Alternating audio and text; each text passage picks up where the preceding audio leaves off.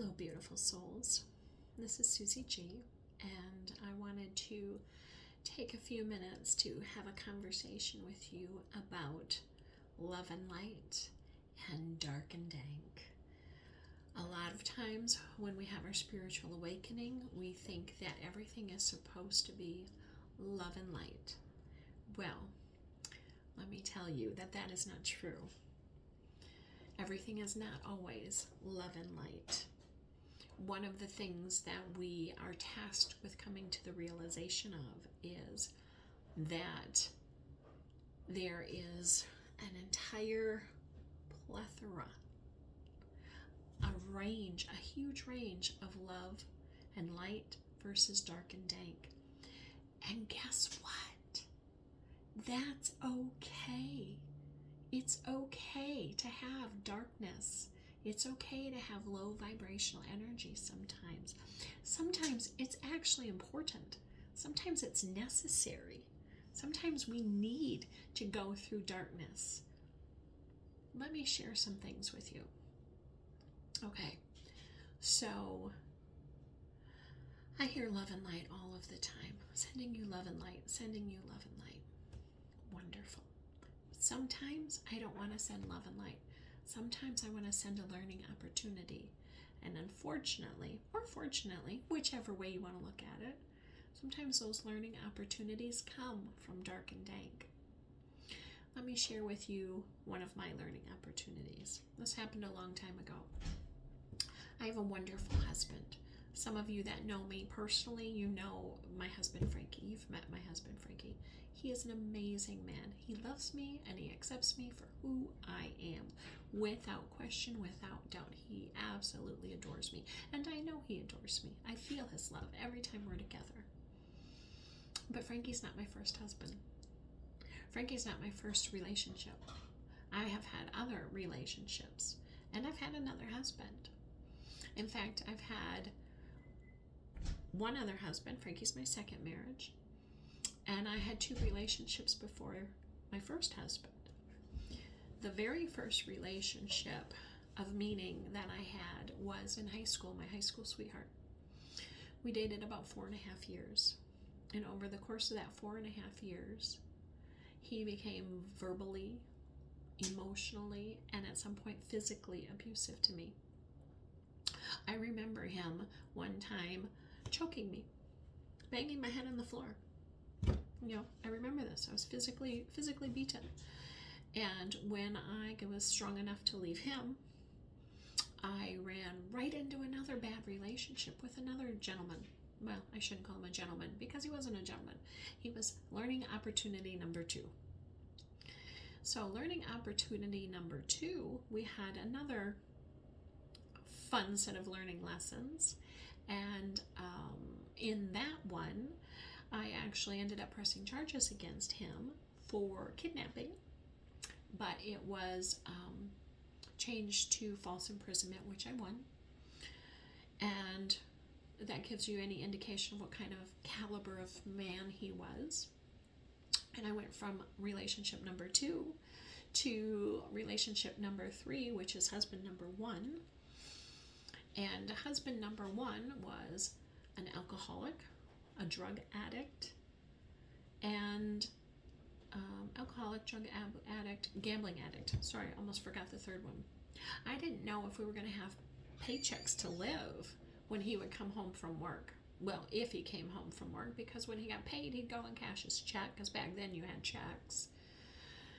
And if he came home with money, oh yay, we had money to pay the rent and buy food. And if he didn't come home with money, guess what? I had to work harder. So those 3 relationships taught me everything I needed to know about what I did not want in a relationship. I learned a lot of valuable lessons from those dark times, from those dark years. And those dark years haunted me for a long, long time. But I decided that I didn't want to live like that anymore. And I decided to make changes in my life. And I decided to get help so I didn't keep attracting that caliber of man in my life. I decided to make changes.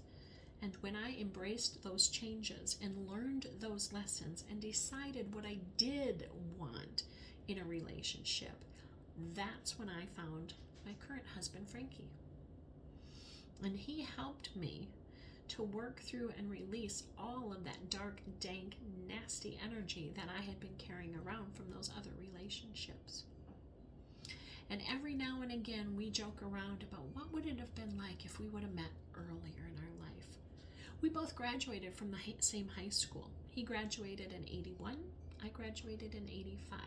We ran in the same circle of friends all through high school, but we never ran into each other. We didn't meet until I was in my mid-20s and he was in his late 20s.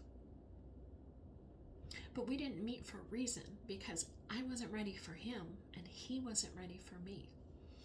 Had we met when we were teenagers, if I was still in high school, I wouldn't have appreciated him. I would not have treated him the same way I treat him now. I would not have been the same person I am now. I know this. So those dark times I had with those other men in my life helped me to appreciate the wonderful man I have in my life now. So thank you for all of that darkness in my life, for teaching me what I wanted in a relationship for my lifelong partner. Those lessons helped me to become the woman I am now and to appreciate the man I have now in my life. The same thing can be said for health. How many of us don't appreciate the health we have in our body until something goes wrong? I've had my share of health issues, and I know lots of you have had health issues. I've dealt with cancer and surgeries, and I know some of you are dealing with cancer and surgeries and depression and all kinds of that stuff. Those medical issues that I've had have helped me to appreciate so much more when I'm feeling good, when my body feels good.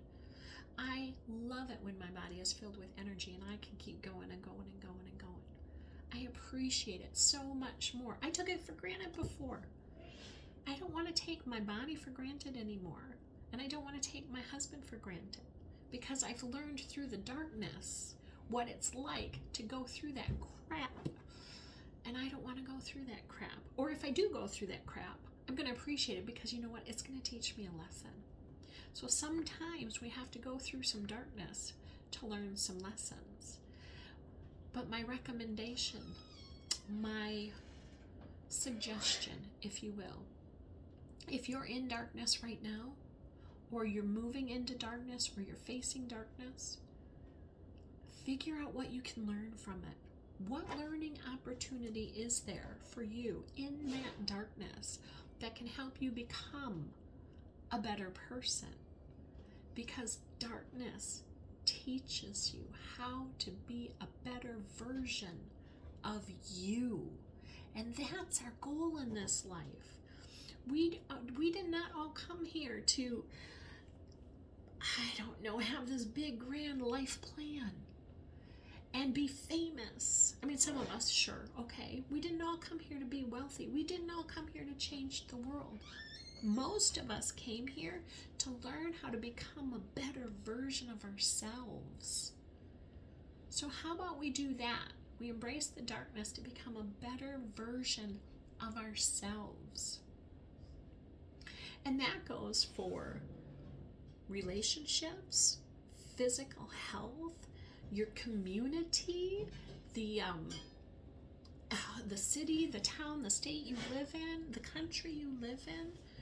All of that darkness that we face through whatever it is, religious persecution, sexual persecution, political persecution, whatever it is, it doesn't matter what it is, whatever it is, how can that help you to become a better person?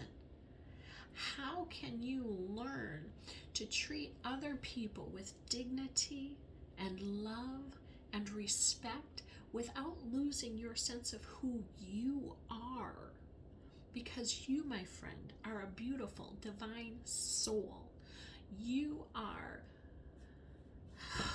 have no idea how glorious you are. You are truly a magnificent being. Sometimes you just forget how fantastic you are. All of the little quirks about you, nobody else has those quirks. You have your quirks because you're supposed to have your quirks. You have your skill set because you're supposed to have that skill set. You have your sense of humor because you chose to have that sense of humor before you incarnated in this life.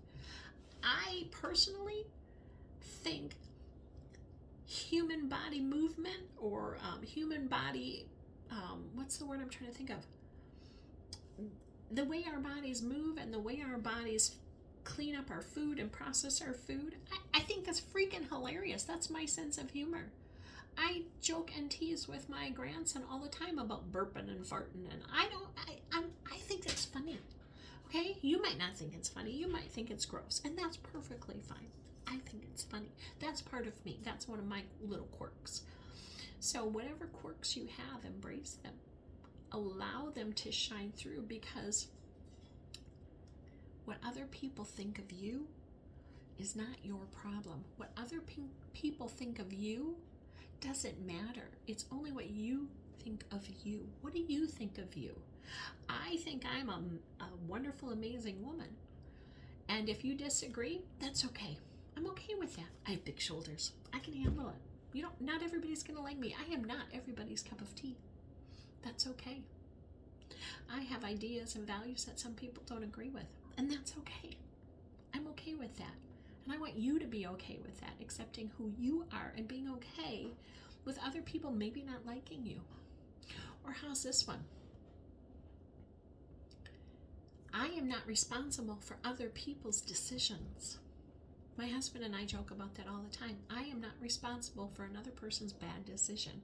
Now, maybe it's a bad decision in my mind, but maybe it wasn't a bad decision in their mind. Maybe that decision that I think is bad is actually teaching them a lesson.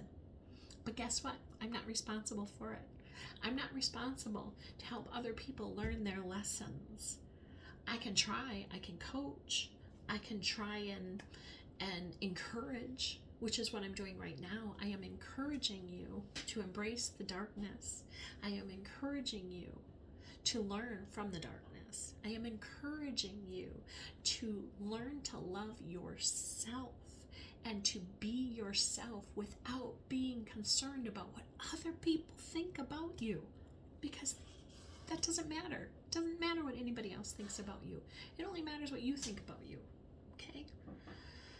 All right, so let's put a bow on this. So what am I saying? I'm saying there are varying degrees of light and dark, and you can't appreciate the light if you haven't been through the dark. So let's embrace the darkness. Let's learn from the darkness. Let's grow from the darkness, and then let's move into the light.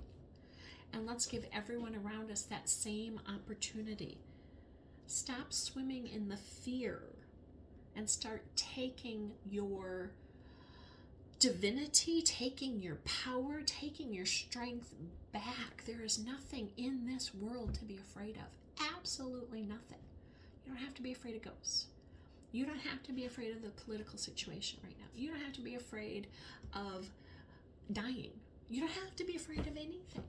There's nothing to be afraid of. And if you are afraid, that is a piece of darkness for you to work through, to move through. So why? Why is that thing causing you fear? Learn from it, grow from it, and then move on. We got to keep moving forward. Sharing love and sharing light is a beautiful thing, but our growth comes from the darkness. So embrace the darkness. And with that, I send you all so much love, and I hope that you step into the darkness and embrace it, and I hope that you realize how freaking amazing and awesome you actually are. I love you all so much. Namaste.